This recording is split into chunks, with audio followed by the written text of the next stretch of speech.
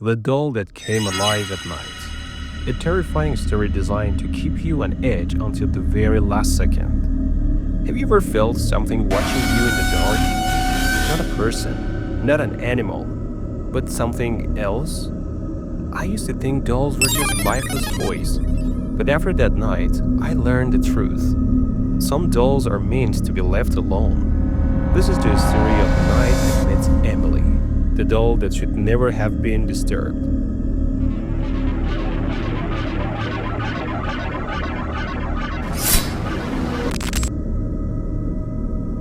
It all started on Lily's 7th birthday. My little sister had been begging for a doll, one of those antique porcelain ones with glassy eyes and perfect little curls. But our parents never bought her one. They always thought they were too creepy.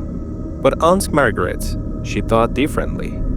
"Happy birthday, sweetheart," Aunt Margaret cooed, handing Lily a beautifully wrapped box. "She's very special." Lily tore off the paper, and there she was, Emily. Golden curls, big blue eyes, a delicate white dress.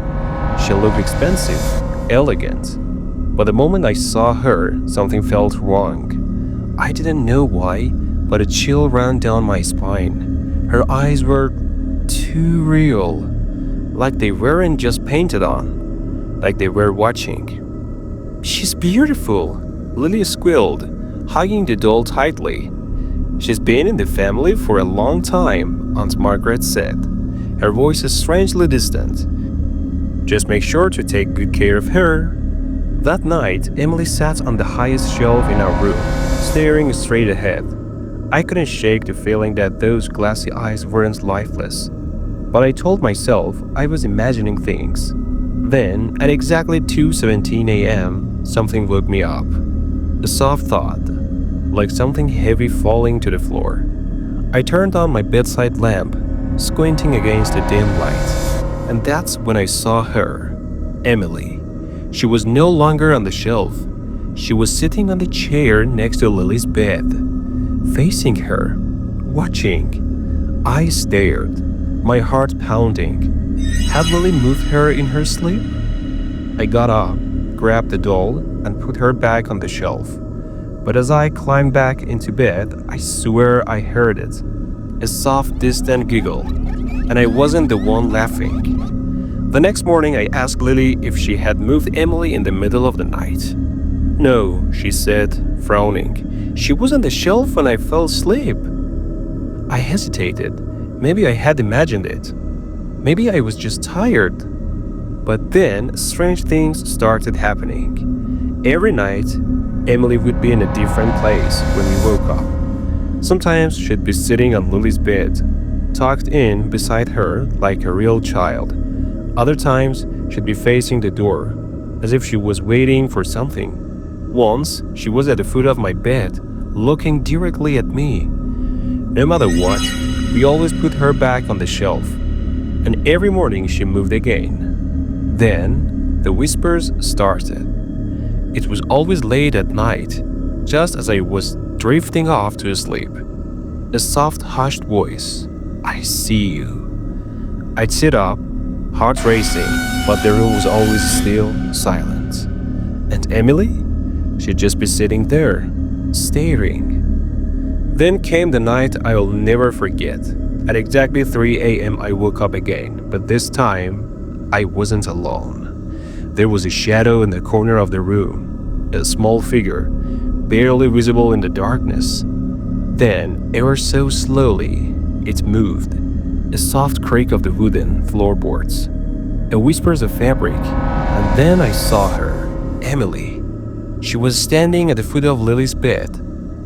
My blood turned to ice. Her glassy blue eyes shimmered in the moonlight, and then her head turned toward me. You shouldn't have woken up. The whisper was real this time, not a dream, not my imagination. I wanted to scream, to wake Lily, but my throat locked up. I couldn't move. Then Lily screamed. She bolted upright, clutching her arm. "She hurt me! She hurt me!" I scrambled out of bed, flicking on the lights. And there, on Lily's arm, were 3 deep scratches. Emily lay motionless on the floor beside her bed, but I swear I saw her smile. That morning, I begged my dad to get rid of Emily. We drove the woods, deep enough that no one would ever find her. "Are you sure about this?" my dad asked. I nodded. Together, we buried Emily 6 feet under the cold, damp earth. It should have been over. But that night, something was waiting. At 2:17 a.m., I woke up to a cold breeze. My heart pounded. I turned my head, and there, sitting in the middle of my room, was Emily. Her dress was still covered in dirt. Her blue eyes locked onto mine, and then she smiled. We moved out a month later. My parents never truly believed me, but Lily never forgot.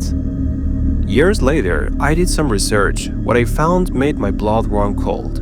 Emily wasn't just a doll.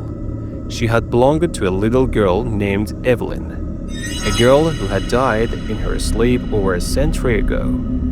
Her parents, consumed by grief, had sealed her spirit inside the doll. And the worst part? Emily was never meant to leave the family. I don't know where she is now, but sometimes, late at night, I still hear her whisper, "You can't get rid of me." Have you ever owned a doll that gave you a strange feeling? Maybe one that seemed to move or stare when you weren't looking? Tell me in the comments, but be careful. Some stories should never be told.